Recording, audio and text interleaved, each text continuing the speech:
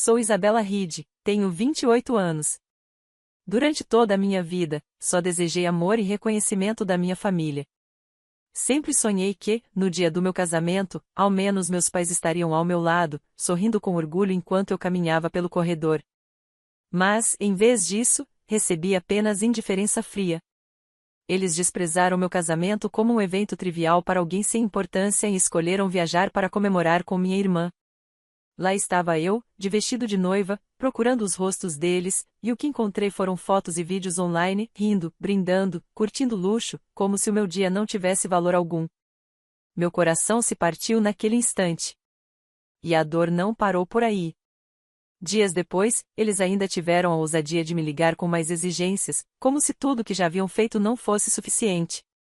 Foi nesse momento que percebi, se eu não colocasse um limite, continuaria invisível no mundo deles. Você já desejou o amor e o apoio da sua família apenas para receber frieza ou rejeição? Compartilhe suas experiências nos comentários. Quero muito ouvir. Cresci em Toledo, Ohio, em um bairro de classe média onde as aparências importavam mais do que qualquer coisa. Meus pais, Joseph e Ruth, construíram toda a vida em torno da imagem de sucesso. A casa estava sempre impecável, o gramado cortado com perfeição e todo o cartão de Natal mostrava o retrato de uma família perfeita. Mas por trás dessa fachada, sempre ficou claro quem era a estrela, minha irmã, Cheryl, a filha de ouro. Ela era tudo o que meus pais sonhavam: carismática, ambiciosa, destinada a grandes conquistas. Ainda no ensino médio, já se gabavam do futuro brilhante dela como advogada. E eu? Eu era a filha quieta, que amava desenhar e criar projetos. Minha paixão pela arte não se encaixava na visão de sucesso deles e foi simplesmente ignorada. Ainda me lembro de quando mostrei ao meu pai uma paisagem urbana colorida que eu havia desenhado. Ele olhou rapidamente, murmurou: "Está bonito, Isabela", e logo voltou a falar sobre o time de debate da Cheryl. Esse foi o padrão da minha infância: as vitórias dela eram celebradas, as minhas, mal notadas. Quando eu tinha 10 anos, ganhei um concurso de arte na escola e trouxe orgulhoso o certificado para casa, esperando, pela primeira vez, brilhar aos olhos deles. Minha mãe apenas assentiu e disse: "Bom trabalho", antes de voltar a pendurar as medalhas da Cheryl na parede da sala. Enquanto isso, quando Cheryl se formou, eles fizeram uma enorme festa e convidaram todos os vizinhos para comemorar sua entrada na faculdade. Minhas notas perfeitas, em contrapartida, renderam apenas um tapinha nas costas. Com o passar dos anos, o favoritismo ficou ainda mais evidente. Cheryl ganhou um laptop novinho para os torneios. Eu, um caderno de desenho usado.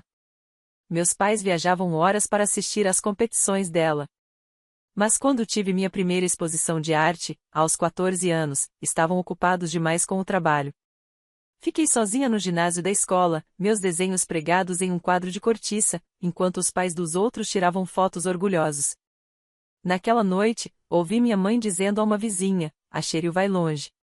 O ensino médio só reforçou o padrão.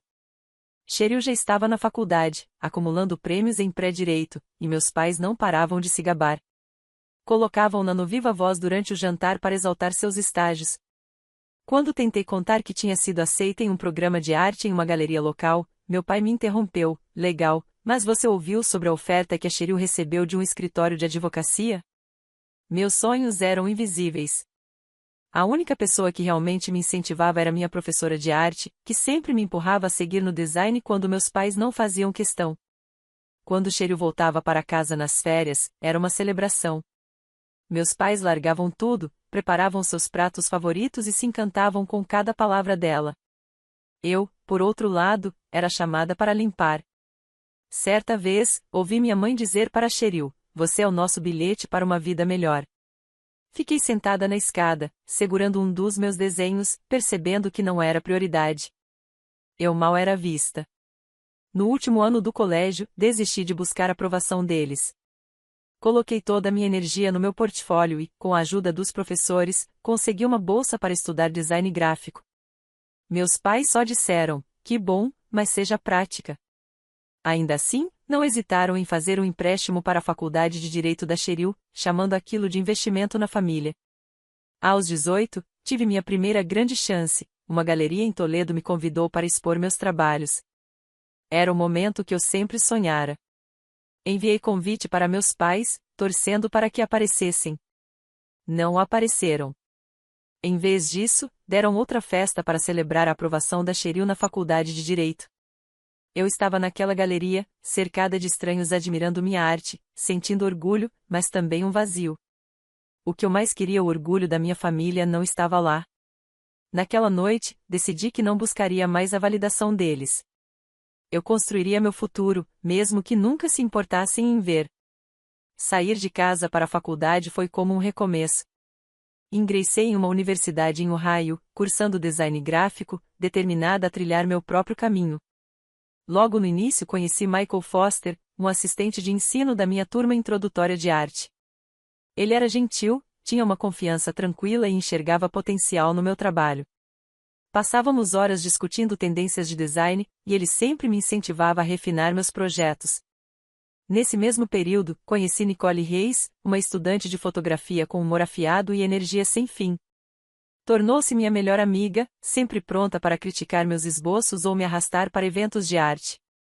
Com Michael e Nicole, finalmente senti que pertencia a algum lugar.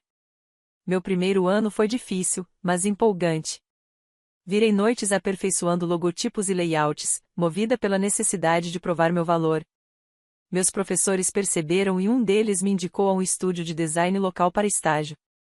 No terceiro ano, já conciliava aulas e trabalhos como freelancer criando identidade visual para pequenos negócios. Não era glamouroso, mas cada projeto era um passo adiante. Eu mandava atualizações para meus pais, esperando que se importassem. Não se importavam. Uma vez minha mãe ligou, não para perguntar sobre meu trabalho, mas para saber se eu estava me saindo bem socialmente, em comparação com Cheryl. Aparentemente, Cheryl brilhava na faculdade de Direito, estagiando em um escritório renomado. Joseph e Ruth nunca perdiam a chance de lembrar como ela estava preparando o terreno para o sucesso da família.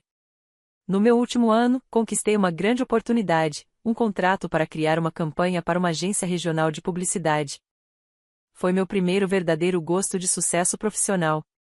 Passei meses criando visuais, ajustando cada detalhe até que tudo ficasse perfeito. Quando a campanha foi lançada, recebeu elogios em um blog local do setor, e meu nome estava lá, destacado. Fiquei nas nuvens, acreditando que, talvez agora, meus pais finalmente enxergariam meu valor. Enviei para eles o link do artigo, esperando ao menos um parabéns. Mas a resposta do meu pai foi: muito bom, mas você falou com a Cheryl? Ela está trabalhando em um grande caso.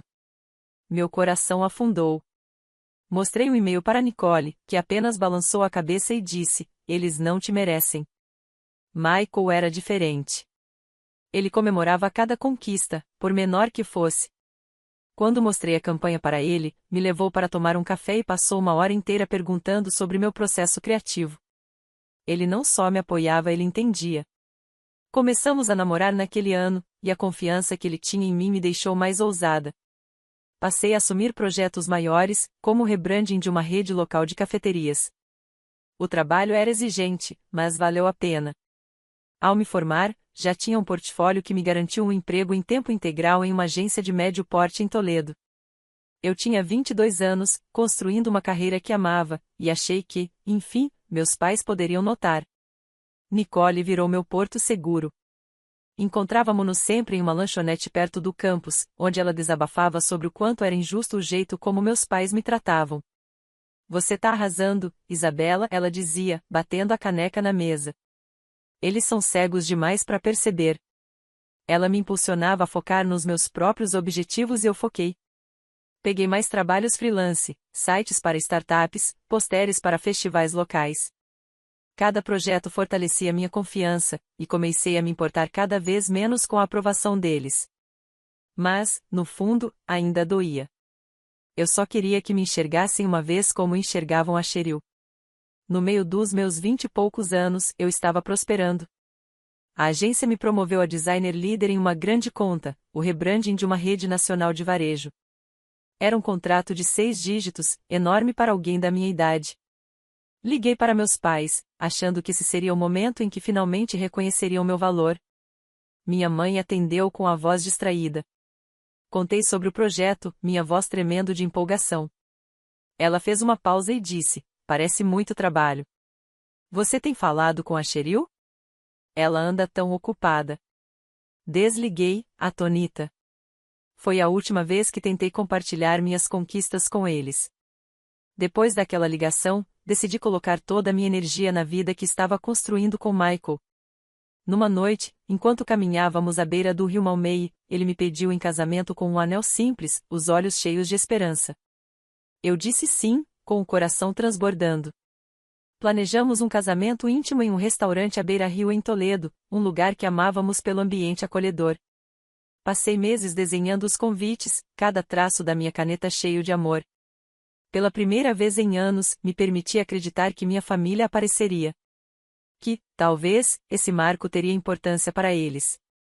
Enviei convites para meus pais, Joseph e Ruth, e para minha irmã, Cheryl. Liguei para confirmar, a voz trêmula enquanto deixava recado na caixa postal da minha mãe: significaria tudo se vocês pudessem vir. Meu pai respondeu por mensagem: vamos tentar ir. Segurei firme nessa promessa vaga, me convencendo de que eles estariam lá. Cheryl, ocupada com o próprio noivado com Jeffrey como em seu noivo empreendedor, nem respondeu à minha mensagem. Ainda assim, continuei esperando que, pelo menos, ela reconhecesse. Dias antes do casamento, minha mãe ligou. Eu me preparei, esperando perguntas sobre a cerimônia. Mas, em vez disso, ouvi: Isabela, nós não vamos. Esse é um evento trivial para alguém sem importância, e estamos ocupados com o noivado da Cheryl. As palavras dela me cortaram fundo. Perguntei o que queria dizer, a voz embargada. Ela explicou que estavam indo para o Havaí celebrar o noivado da Cheryl com Jeffrey. É um grande momento para nós, acrescentou, descartando meu casamento como se não fosse nada. Desliguei com as mãos tremendo. Michael me abraçou enquanto eu chorava, prometendo que faríamos daquele dia o nosso. Chegou o dia do casamento. Caminhei pelo corredor com o vestido que eu mesma havia desenhado, sentindo o olhar firme de Michael. Nicole estava lá, tirando fotos e vibrando mais alto que todos. Os pais de Michael, George e Diane Foster, me acolheram como se eu fosse filha deles, sua bondade suavizando a dor da ausência da minha família. Mas, ao ficar diante do altar, não consegui deixar de olhar para as cadeiras vazias que deveriam estar ocupadas pelos meus pais e minha irmã. Doía, mas me agarrei aos votos de Michael e deixei o amor presente no ambiente me carregar. A recepção foi repleta de risadas e calor humano dos amigos e da família dele. Senti-me querida, mas ainda havia em mim o desejo pela presença dos meus pais. Naquela noite, após a última dança, conferi o celular, esperando uma mensagem deles. Em vez disso, encontrei uma notificação nas redes sociais da minha mãe. Meu estômago revirou ao clicar. Era um vídeo do Havaí: Joseph, Ruth, Cheryl e Jeffrey numa praia, rindo, segurando drinks tropicais sob coqueiros balançando. A legenda dizia: celebrando o noivado da nossa estrela no paraíso. Cheryl sorria radiante ao lado de Jeffrey, enquanto meus pais apareciam despreocupados. Nada sobre o meu casamento. Assisti ao vídeo de novo, cada quadro queimando dentro de mim. Eles não apenas ignoraram meu dia, eles exibiram ao mundo a escolha que fizeram. Nicole me encontrou olhando o celular, lágrimas escorrendo. Eles não têm o direito de te ferir assim, disse, me abraçando. Michael se juntou a nós, o rosto tenso ao ver o vídeo. Você vale muito mais que isso, afirmou. George e Diane se ofereceram para falar com meus pais, mas balancei a cabeça. Eu não queria desculpas. Eu queria que eles se importassem, mas não se importavam. No dia seguinte, revi o vídeo inúmeras vezes, tentando entender por que escolheram aquilo. Cheryl não mandou nenhuma mensagem. Meus pais não ligaram para saber de mim. Preferiram uma viagem luxuosa ao casamento da própria filha e ainda transformaram isso em motivo de orgulho. Senti como se não fosse nada para eles, como se todo meu esforço para brilhar não tivesse valor algum. Mas, ao lado de Michael, de mãos dadas, percebi que não podia deixar aquela rejeição me destruir. Eu já tinha uma família. Uma semana depois do casamento, tentei focar na nova vida com Michael, enquanto nos ajustávamos ao nosso apartamento em Toledo. Então, o telefone tocou. Era meu pai, Joseph. Sua voz era fria, quase comercial. Isabela, precisamos conversar sobre o empréstimo. Congelei, sem entender. Ele explicou que ele e Ruth esperavam que eu contribuísse para um empréstimo que haviam feito anos atrás, supostamente para minha faculdade, mas, na verdade, para ajudar a custear o casamento da Cheryl. É justo, acrescentou. O evento dela é importante para a família. Fiquei atônita. O casamento da Cheryl, a mesma irmã que nem se dignou a me mandar uma mensagem sobre o meu. Respirei fundo, tentando me manter calma. Que empréstimo? Perguntei. Joseph alegou que era uma dívida de $20.000 dos tempos da faculdade, que eles teriam coberto para mim. O tom dele insinuava que eu devia a eles, como se o meu casamento não tivesse importância, mas o da Cheryl merecesse meu dinheiro. Respondi que verificaria e desliguei, o coração disparado. Michael, ao meu lado, viu meu rosto e perguntou o que havia acontecido. Expliquei, e ele apenas balançou a cabeça. Eles não podem continuar te tratando assim. Naquela noite, peguei meus antigos registros financeiros, revirando pastas que não via há anos. Estava tudo lá, cada pagamento dos meus empréstimos universitários, quitado em dia, todos diretamente da minha conta. Eu mesma tinha bancado meus estudos com trabalhos freelancers e turnos extras na agência. Não havia dívida alguma ligada a Joseph ou Ruth. Confirmei 2 vezes com meu banco e o atendente garantiu, meus empréstimos tinham sido quitados anos atrás. A alegação de Joseph era uma mentira, uma tentativa de me culpar para financiar o casamento luxuoso da Cheryl. No dia seguinte, liguei de volta para meu pai. Minhas mãos estavam firmes, mas minha voz era cortante. Verifiquei os registros. Meus empréstimos foram pagos integralmente, em dia, por mim. Não existe dívida. Ele gaguejou, insistindo que eu devia ter entendido errado. O casamento da Cheryl é importante. Você deveria querer ajudar sua irmã. Ouvi Ruth ao fundo murmurando concordância. Foi então que caiu a ficha, eles nunca me veriam como igual. Haviam chamado meu casamento de trivial e agora esperavam que eu bancasse o da Cheryl, como se minha vida fosse apenas uma nota de rodapé diante da dela. Pensei naquele vídeo no Havaí, as risadas, a indiferença completa. Pensei nas palavras de Ruth, dizendo que meu casamento era um evento trivial de alguém de baixo. A raiva tomou conta, mas mantive a frieza. Não me procurem por assuntos triviais. Silêncio do outro lado da linha. Joseph tentou retrucar, mas eu o interrompi. Acabou. E desliguei. Meu coração disparava, mas senti um peso saindo das costas. Pela primeira vez, não estava implorando pela aprovação deles. Estava retomando meu poder. Contei tudo a Michael, que me puxou para um abraço. Você fez a coisa certa. Depois liguei para Nicole, buscando sua visão. Ela ficou furiosa por mim, eles são inacreditáveis. Você não deve um centavo. Naquela noite, George e Diane, os pais de Michael, foram até nossa casa. Quando contei o que havia acontecido, Diane segurou minha mão e disse, você é família para nós. Não precisa da validação deles. O apoio deles me fortaleceu, lembrando que eu não estava sozinha. Ainda assim, a ligação não saía da minha cabeça. Joseph não tinha apenas pedido dinheiro. Ele tentou reescrever meu passado, alegando que eu devia por uma dívida já paga. Não era sobre dinheiro, era sobre controle. Sobre me manter sempre na sombra do brilho da Cheryl. Pensei em procurar Cheryl, esperando que ao menos ela explicasse. Mas o silêncio dela no meu casamento já dizia tudo.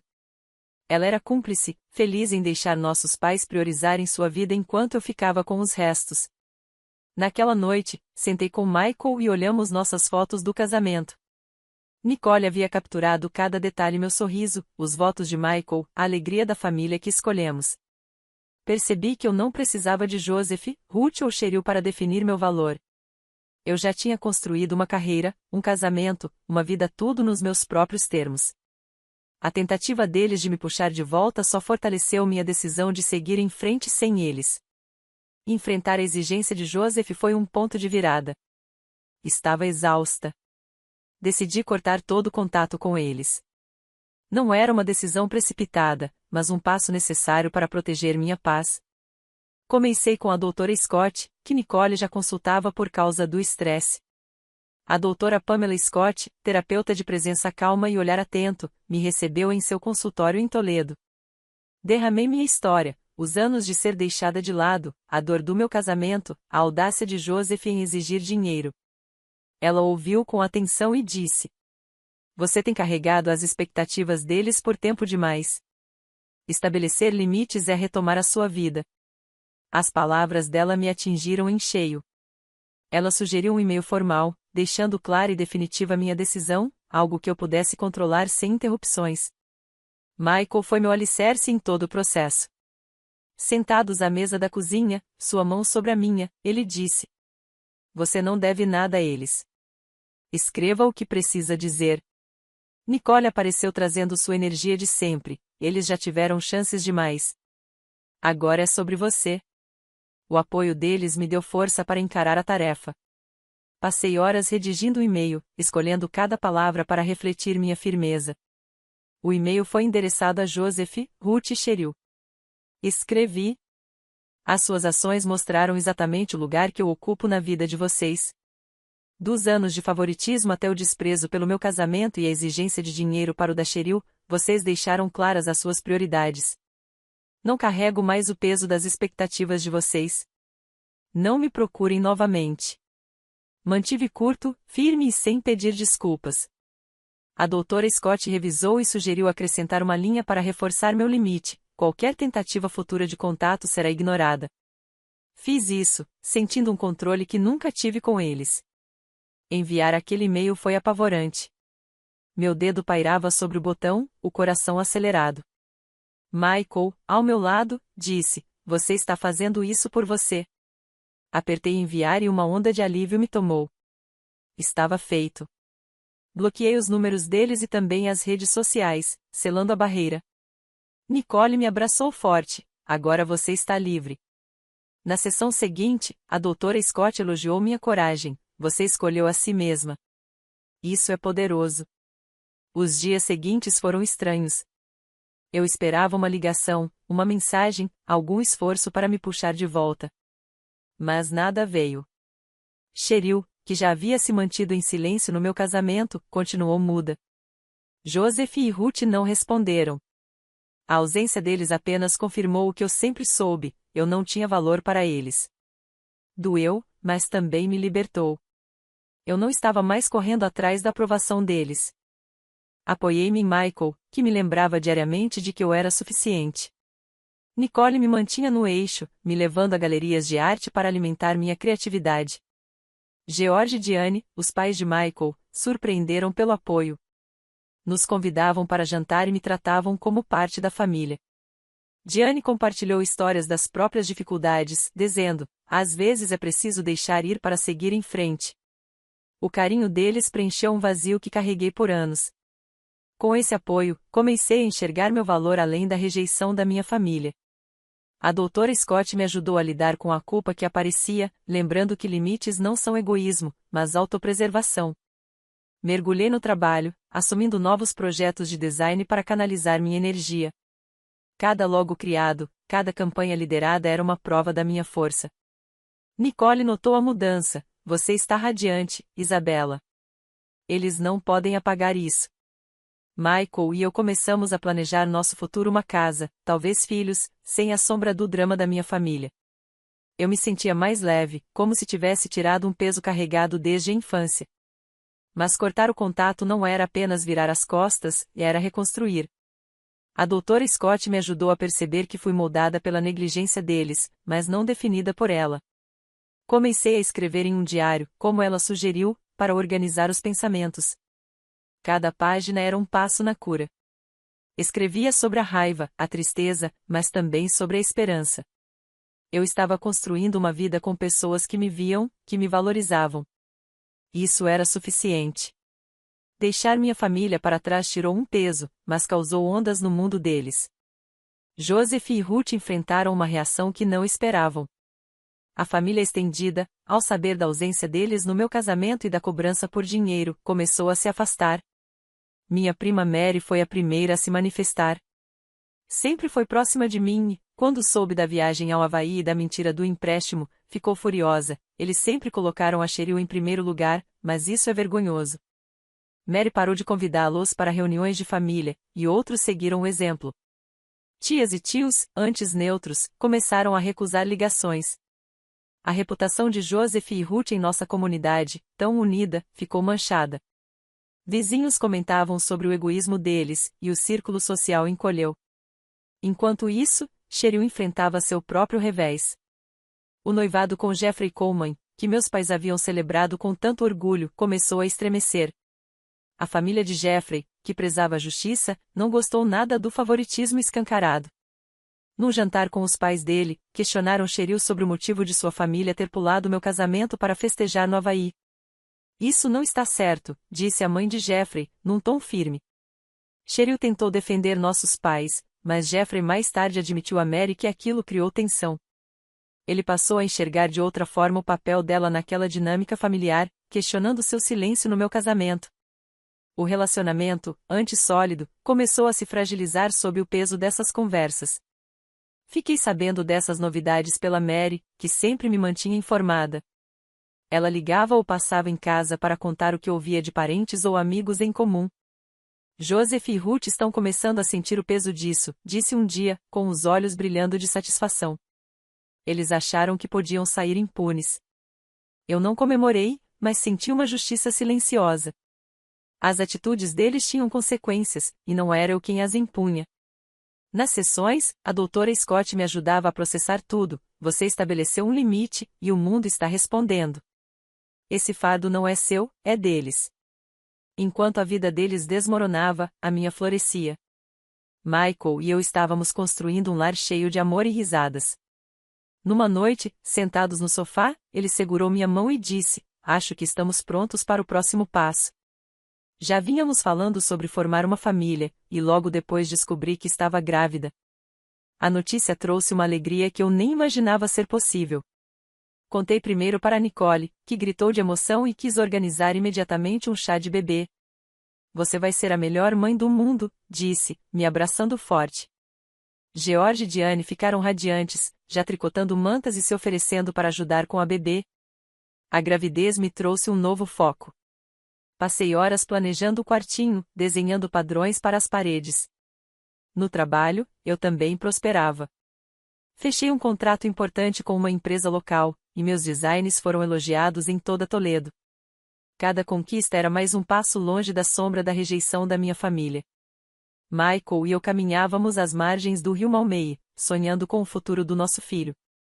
Ele vai crescer sabendo que é amado, disse ele, com a mão sobre minha barriga em crescimento. Essa promessa me enchia de força. Mary passou a me visitar com frequência, tornando-se a irmã que Cheryl nunca foi. Trazia roupinhas de bebê e contava histórias sobre como nossa família estendida estava mudando. Joseph tentou se justificar numa reunião de família, ela disse certa vez, mas ninguém acreditou. Eu não pedi detalhes, não precisava. Meu foco estava na vida que eu estava construindo, não na que havia deixado para trás. Nicole e a doutora Scott me mantinham centrada, sempre me lembrando de celebrar a minha força. Você criou algo bonito, disse a doutora Scott numa sessão. É isso que importa. À medida que a data de nascimento se aproximava, senti uma paz que nunca conheci. Michael e eu participamos de aulas para pais, rindo das nossas tentativas desastradas de enrolar bonecos em fraldas. George e Diane organizaram um pequeno encontro em nossa homenagem. O calor deles era um contraste gritante com a família que eu conheci. Percebi que havia encontrado algo melhor, uma família escolhida, que me valorizava de verdade. Joseph, Ruth e Cheryl foram ficando no passado, vivendo as consequências de suas escolhas. Eu não desejava mal a eles, mas também não sentia falta. A paz que encontrei ao deixá-los para trás se tornou o alicerce da minha nova vida. Segurando nossa filha recém-nascida nos braços, senti um amor tão profundo que mudou meu entendimento de família. Michael e eu a chamamos de Emma, um nome que escolhemos pela simplicidade e pelo calor. Ao olhar em seus olhinhos, percebi que minha jornada não era apenas sobre escapar da dor, mas sobre descobrir quem eu era e o que realmente importava. As lições aprendidas em anos de rejeição, limites e reconstrução ficaram comigo. E quero compartilhá-las. Crescer acreditando que família é obrigação, um laço impossível de romper, mesmo quando dói, foi um erro. Joseph e Ruth, com seu favoritismo, com o desprezo pelos meus marcos de vida e suas exigências, me ensinaram o contrário. Família não é sangue. é amor e respeito. Quando escolheram o noivado de Cheryl em vez do meu casamento, quando exigiram dinheiro, vi as prioridades deles com clareza.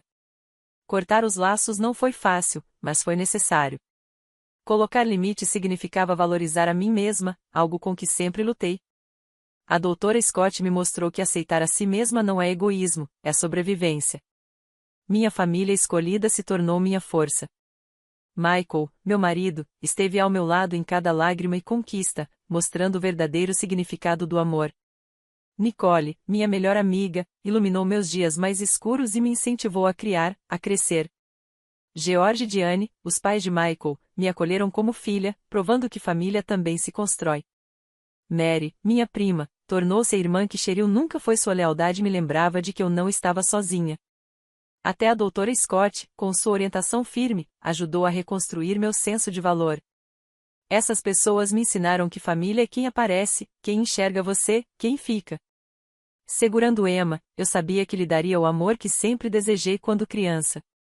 Michael e eu prometemos criá-la com bondade, celebrando quem ela é, não quem gostaríamos que fosse. Minha carreira também floresceu, com novos projetos de design chegando sem parar. Cada um deles era uma prova da minha resiliência. Eu já não precisava mais de Joseph, Ruth ou Cheryl para me validar. A ausência deles deixou marcas, mas não me definiu. Eu construí uma vida cheia de propósito e alegria, cercada por pessoas que me escolheram de volta. Agora quero ouvir você. Todos nós temos histórias de família, de dor, de cura. Talvez você também tenha precisado se afastar de alguém que amava. Ou talvez tenha encontrado uma família escolhida que te levantou quando mais precisou. Compartilhe sua história nos comentários. Como você superou as feridas da família? O que aprendeu sobre si mesmo? Sua experiência pode inspirar alguém a dar o primeiro passo rumo à cura. Eu leio cada comentário e estou aqui para ouvir, assim como você me ouviu. Essa jornada me ensinou a deixar ir o que não me serve e a segurar com força o que realmente importa. Aceitar a si mesmo significa reconhecer seu valor, mesmo quando os outros não enxergam. Limites não são muros, são portas para uma vida e uma família melhores. Não se trata de quem te gera, mas de quem você escolhe para construir junto. Michael, Emma, Nicole, Mary, George e Diane. Essa é a minha família construída com amor e respeito. Esse é o legado que quero para minha filha e é a lição que espero que você leve da minha história. Olhando para trás, sou grata até pela dor, porque ela me trouxe até aqui. Não sou mais a garota que implorava por aprovação. Sou esposa, mãe, artista, uma mulher que conhece o próprio valor. Se você está sofrendo com sua família, saiba disso, você não precisa permanecer em um lugar que te machuca. Você pode escolher a si mesmo, encontrar as pessoas certas e construir uma vida que realmente pareça um lar. Compartilhe sua história abaixo e vamos nos fortalecer juntos. Porque é isso que uma família de verdade faz. Essa é a minha história e estou mais forte por causa dela.